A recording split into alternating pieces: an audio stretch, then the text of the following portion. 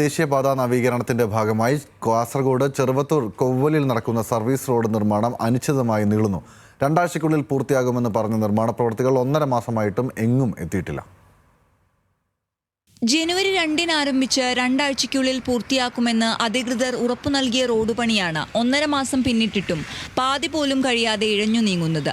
ദേശീയപാതയുമായി ചേരുന്ന ഭാഗത്തെ service road നിർമ്മാണവും ഓവുചാലിന്റെ പണിയുമാണ് നിലവിൽ നടക്കുന്നത്.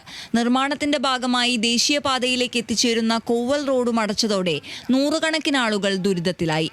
Kuttamath government higher secondary school, Kovval AUP school എന്നിവിടങ്ങളിലെ വിദ്യാർത്ഥികൾ സ്കൂളിലെത്താൻ കിലോമീറ്ററുകളോളം സഞ്ചരിക്കേണ്ട അവസ്ഥയിലാണ്. ചീമേനി, കയ്യൂർ ഭാഗങ്ങളിലേക്ക് പോകേണ്ടവർ നിലവിൽ ചെറുവത്തൂർ ടൗൺ വഴി ചുറ്റിക്കറങ്ങിയാണ് യാത്ര ചെയ്യുന്നത്. റോഡ് അടച്ചതോടെ പ്രദേശത്തെ ചെറുകിട കച്ചവടക്കാരുടെ വരുമാനത്തെയും ഇത് പ്രതികൂലമായി ബാധിച്ചു.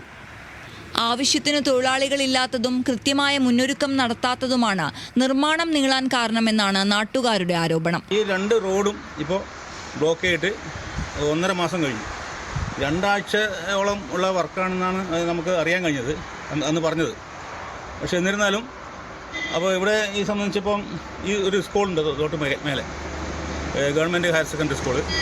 പിന്നെ ഇതുപോലെ നമ്മളെപ്പോലെ പണിയെടുത്ത് ജീവിക്കുന്ന ഒരുപാട് സ്ഥാപനങ്ങൾ, പിന്നെ ഇവിടെ ഒരു പള്ളിയുണ്ട്, പഴയ കണ്ണംകുളം ഹൈവേ.